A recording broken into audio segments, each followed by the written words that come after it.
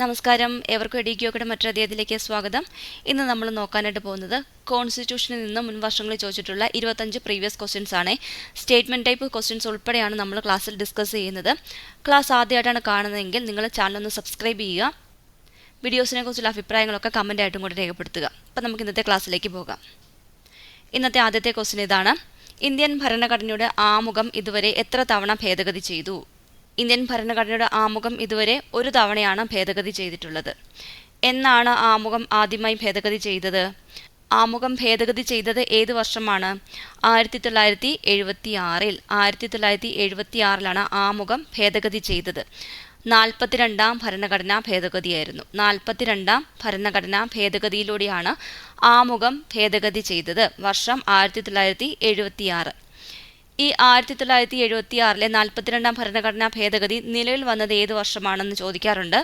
1977 ജനുവരി 3. ജനുവരി 3 42ാം ഭരണഘടനാ ഭേദഗതി നിലവിൽ വന്നത്.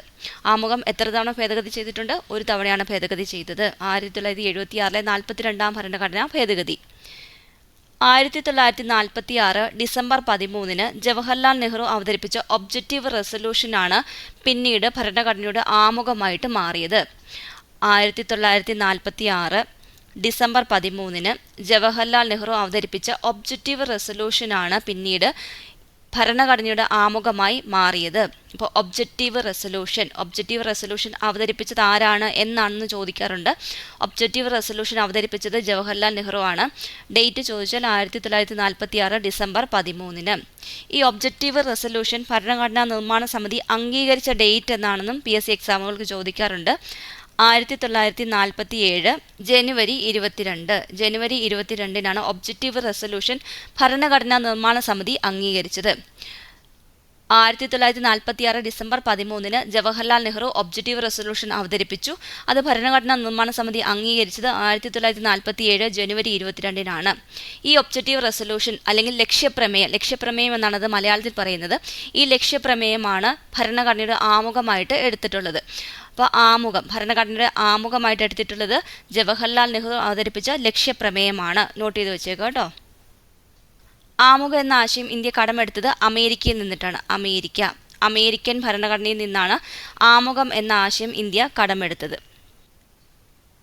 ആമുഖം ഭേദഗതി ചെയ്ത സമയത്ത് ഇന്ത്യയുടെ പ്രധാനമന്ത്രി ആരാണ്? ഇന്ദിരാഗാന്ധിയാണ് ആമുഖം ഭേദഗതി ചെയ്ത സമയത്തെ ഇന്ത്യയുടെ പ്രധാനമന്ത്രി.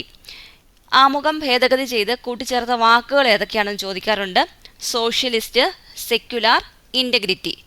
Socialist, secular, integrity.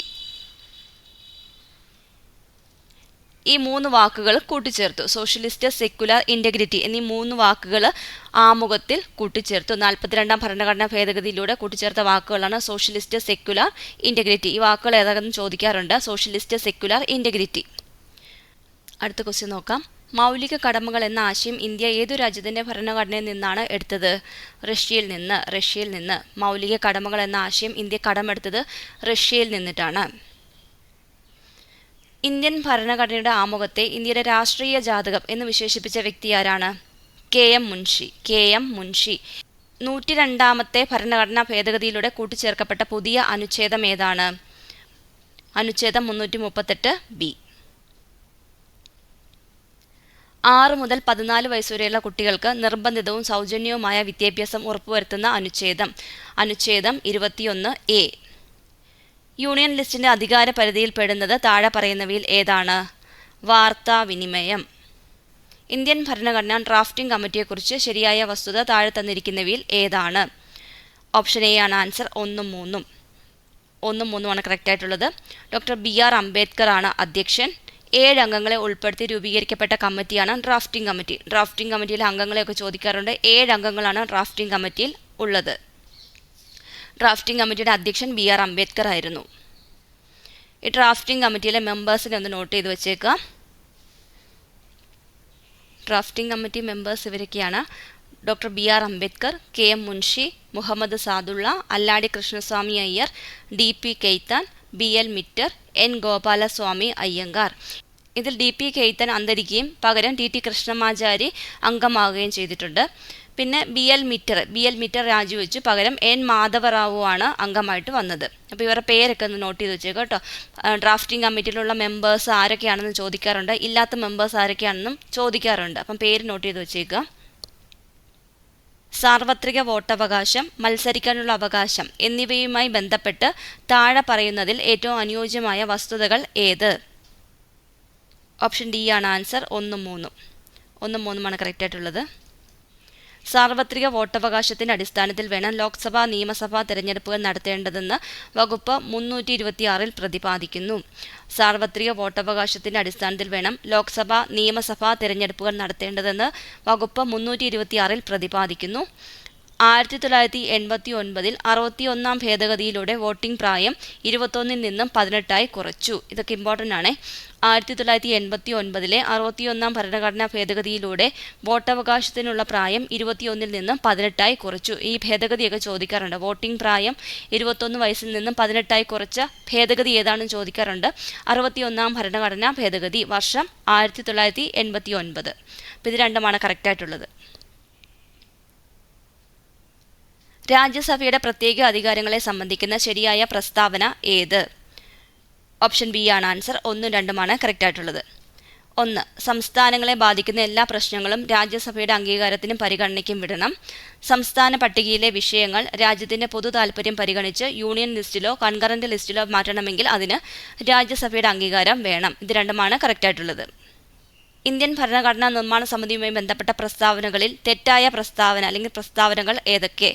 തെറ്റായതാണ് ചോദിച്ചേക്കുന്നത്. Option C ആണ് ആൻസർ. എ മാത്രം. എ ആണ് തെറ്റായിട്ടുള്ളത്. ബാക്കി ബിയും സിയും ഡിയും കറക്റ്റായിട്ടുള്ളതാണ്. അത് വായിക്കാം. HC മുഖർജി നിർമ്മാണ സഭയുടെ വൈസ് പ്രസിഡന്റ് ആയിരുന്നു. ഭരണഘടനാ നിർമ്മാണ സമിതിയുടെ വൈസ് പ്രസിഡന്റ് ആരായിരുന്നു? HC മുഖർജി. ഭരണഘടനാ നിർമ്മാണ സഭയുടെ ആദ്യ സമ്മേളനം മുസ്ലിം ലീഗ് ബഹിഷ്കരിച്ചു.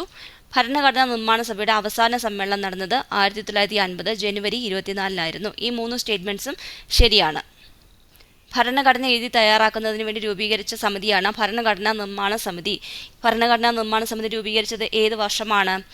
1946 ഡിസംബർ 6 ഭരണഘടനാ നിർമ്മാണ സമിതി രൂപീകരിച്ചത്. ഭരണഘടനാ നിർമ്മാണ സമിതിയുടെ ആദ്യത്തെ സമ്മേളനം നടന്നതെന്നാണ്? 1946 ഡിസംബർ 9 ഭരണഘടനാ നിർമ്മാണ സമിതിയുടെ ആദ്യത്തെ സമ്മേളനം നടന്നത്. ഈ ആദ്യത്തെ സമ്മേളനത്തിൻ്റെ അധ്യക്ഷൻ ആരായിരുന്നു? സച്ചിദാനന്ദ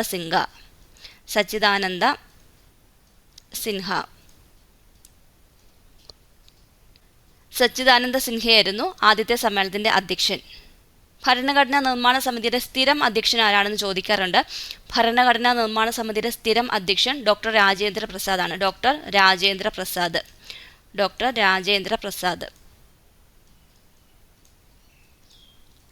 രാജേന്ദ്ര പ്രസാദ് ആണ് ഭരണഘടനാ നിർമ്മാണ സമിതിയുടെ സ്ഥിരം അധ്യക്ഷൻ.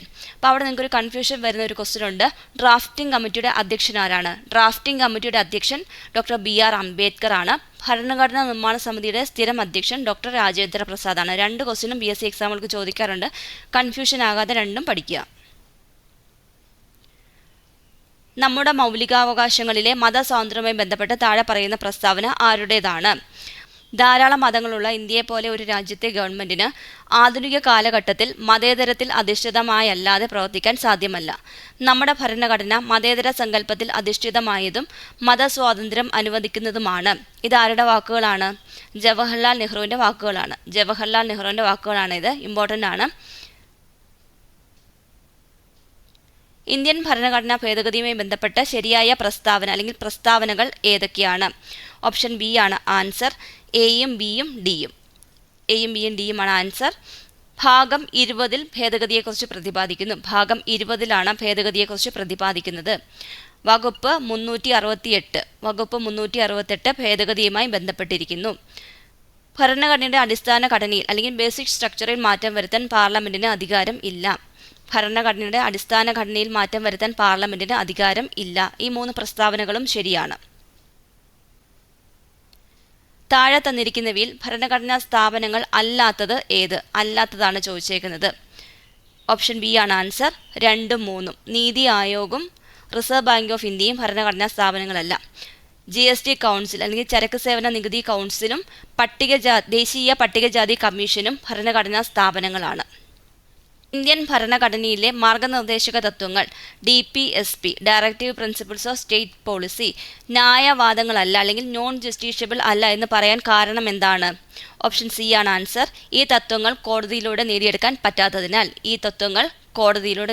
പറ്റാത്തതിനാൽ directive principles of state policy കോടതിയിലൂടെ നമുക്ക് നേടിയെടുക്കാനായിട്ട് സാധിക്കില്ല. മാർഗനിർദ്ദേശക തത്വങ്ങൾ കോടതിയിലൂടെ നമുക്ക് നേടിയെടുക്കാനായിട്ട് സാധിക്കില്ല.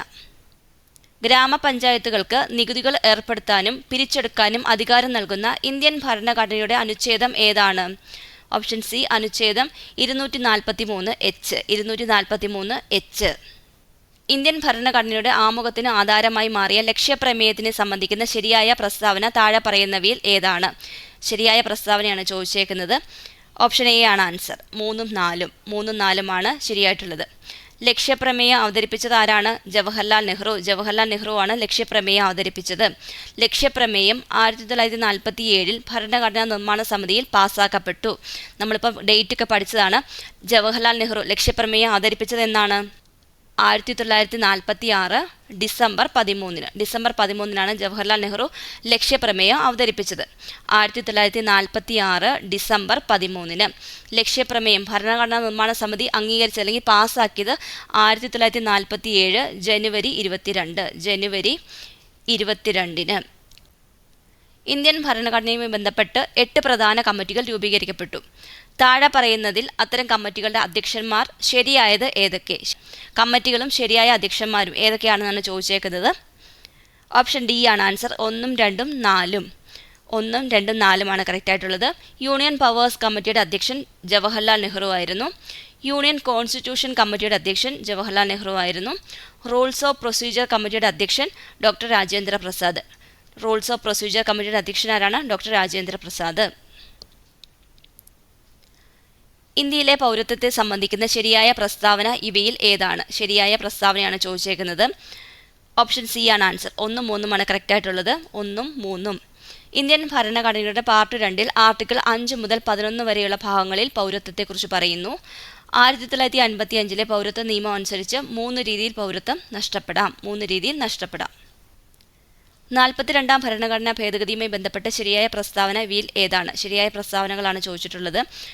ഓപ്ഷൻ എ ആണ് ആൻസർ. 1ഉം 2ഉമാണ് ശരിയായിട്ടുള്ളത്. പാർട്ട് 4 ഭരണഘടനയോട് കൂട്ടിച്ചേർത്തു, ലോക്സഭയുടെ കാലാവധി നീട്ടി. പാർട്ട് 4 ഭരണഘടനയോട് കൂട്ടിച്ചേർത്തു, ലോക്സഭയുടെ കാലാവധി നീട്ടി.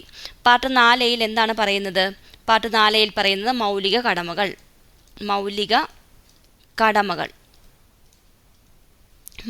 കടമകൾ അല്ലെങ്കിൽ പാർട്ട് 4 ഭരണഘടനയോട് കൂട്ടിച്ചേർത്തത് 42ാം ഭരണഘടനാ ഭേദഗതിയിലൂടെയാണ്. താഴെ പറയുന്നവയിൽ സംസ്ഥാന ധനകാര്യ കമ്മീഷനുമായി ബന്ധപ്പെട്ട് യോജിക്കുന്ന പ്രസ്താവന അല്ലെങ്കിൽ പ്രസ്താവനകൾ ഏത്?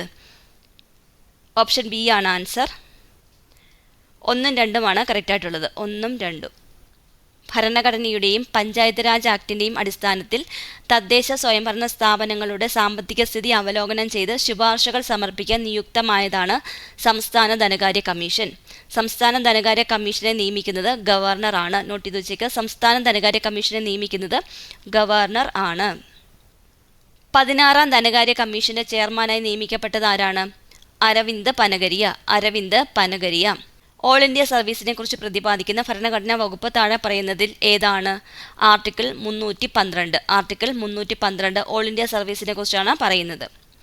യൂണിയൻ ഗവൺമെന്റിന്റെയും സംസ്ഥാന ഗവൺമെന്റിന്റെയും അധികാരങ്ങളെ വിഭജിക്കുന്ന ലിസ്റ്റുകൾ ഇന്ത്യൻ ഭരണഘടനയുടെ എത്രാമത്തെ പട്ടികയിലാണ്? 7ാമത്തെ പട്ടികയിൽ. ലിസ്റ്റുകൾ 7ാമത്തെ പട്ടികയിലാണ് ഉൾപ്പെടുത്തിയിരിക്കുന്നത്. യൂണിയൻ പബ്ലിക് സർവീസ് കമ്മീഷനെ സംബന്ധിക്കുന്ന ഏറ്റവും ശരിയായ വസ്തുതകൾ താഴെ പറയുന്നതിൽ ഏതാണ്? ഓപ്ഷൻ സി ആണ് ആൻസർ. 3 മാത്രമാണ് ശരി. യൂണിയൻ പബ്ലിക് സർവീസ് അംഗങ്ങളെയും ചെയർമാനെയും രാഷ്ട്രപതി നിയമിക്കുന്നു. യൂണിയൻ പബ്ലിക് സർവീസ് അംഗങ്ങളെയും ചെയർമാനെ, അതായത് UPSCയുടെ ചെയർമാനെയും അംഗങ്ങളെയും നിയമിക്കുന്നത് രാഷ്ട്രപതിയാണ്. ഇന്ത്യയുടെ ഫിനാൻസ് കമ്മീഷനെ കുറിച്ചുള്ള ഏറ്റവും ശരിയായ വസ്തുതകൾ താഴെ പറയുന്നതിൽ ഏതൊക്കെയാണ്? ശരിയായ വസ്തുതകളാണ് ചോദിച്ചേക്കുന്നത്. ഓപ്ഷൻ ബി ആണ് ആൻസർ. 1ഉം 2ഉം 3ഉം. 1ഉം 2ഉം 3ഉമാണ് കറക്റ്റ് ആയിട്ടുള്ളത്. 1951 രൂപം കൊണ്ട ആദ്യ finance commission chairman KC Niyogi ആയിരുന്നു. KC നിയോഗി 1951 ഫിനാൻസ് കമ്മീഷൻ രൂപീകരിച്ചത്. അതിൻ്റെ ആദ്യത്തെ ചെയർമാൻ KC നിയോഗി ആയിരുന്നു. ഫിനാൻസ് കമ്മീഷന്റെ നിർദ്ദേശങ്ങൾ ഉപദേശക സ്വഭാവമുള്ളതാണ്. അർദ്ധ ജുഡീഷ്യൽ സ്വഭാവമുള്ളതാണ് ഈ സമിതി. അർദ്ധ ജുഡീഷ്യൽ സ്വഭാവമുള്ളതാണ് ഈ സമിതി. അപ്പോൾ ഇത്രയേ ഉള്ളൂ ഇന്നത്തെ ക്ലാസ് ഉപകാരപ്പെട്ടിട്ടുണ്ടെങ്കിൽ ഒന്ന് ലൈക്ക് ചെയ്യുക. ചാനൽ സബ്സ്ക്രൈബ് ചെയ്യാതാണ് കാണുന്നതെങ്കിൽ ഒന്ന് സബ്സ്ക്രൈബും കൂടി ചെയ്യുക. വീഡിയോസിനെ കുറിച്ചുള്ള അഭിപ്രായങ്ങളൊക്കെ കമൻ്റ് ആയിട്ടും കൂടി രേഖപ്പെടുത്തുക. അപ്പോൾ അടുത്ത ക്ലാസ്സിൽ നമുക്ക് വീണ്ടും കാണാം.